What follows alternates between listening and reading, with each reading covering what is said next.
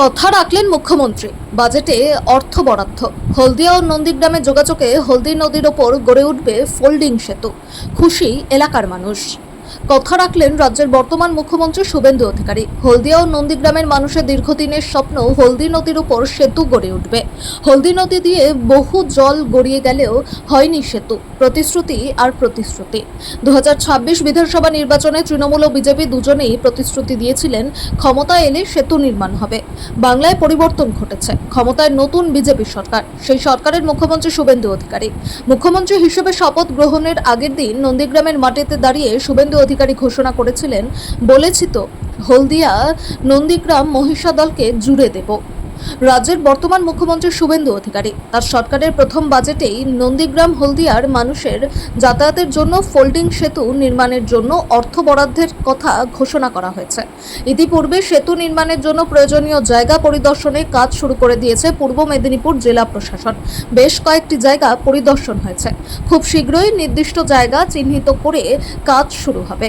বাজেটে হলদি নদীর উপর সেতু নির্মাণের বাজেট ঘোষণা হতেই খুশি এলাকার মানুষ, মূলত হলদিয়া, নন্দীগ্রাম ও মহিষাদলের মানুষ। অল্প সময়ের মধ্যে গন্তব্যস্থলে পৌঁছানো সম্ভব হবে। শিবশঙ্কর দাস নামে এক ব্যক্তি জানান, সেতু নির্মাণ হলে জেলার মানুষ খুবই উপকৃত হবেন। সেই সাথে শিল্প শহর হলদিয়া ও নন্দীগ্রামের সাথে যোগাযোগ সহজ হলে আর্থ-সামাজিক উন্নয়ন ঘটবে। নন্দীগ্রাম থেকে বহু মানুষ কাজের সূত্রে পড়াশোনা ও অফিস আদালতে আসতে বেশ সমস্যায় পড়তেন, এবার সেই সমস্যা দূর হবে।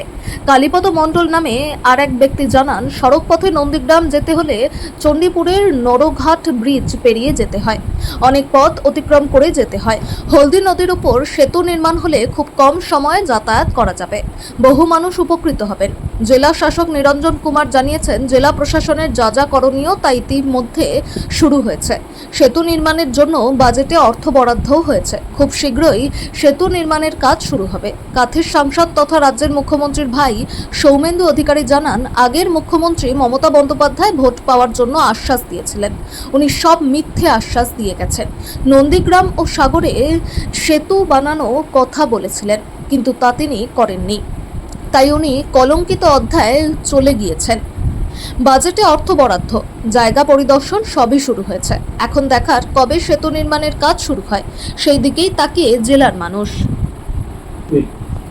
এটা আছে আউট অফ এসডিএম, যে হলদি নদীতে ব্রিজ হবে, ওই জন্য তো সবাই জানেন সার্ভে হয়ে গেছে। এখন রিসেন্টলি যে বাজেট অ্যানাউন্সমেন্ট হলো, ওখানেও অ্যানাউন্স করা হয়েছে ওইটা ব্রিজ নিয়ে। তো প্রসেস তো অনগোয়িং আছে। নতুন কোনো ইন্ডাস্ট্রি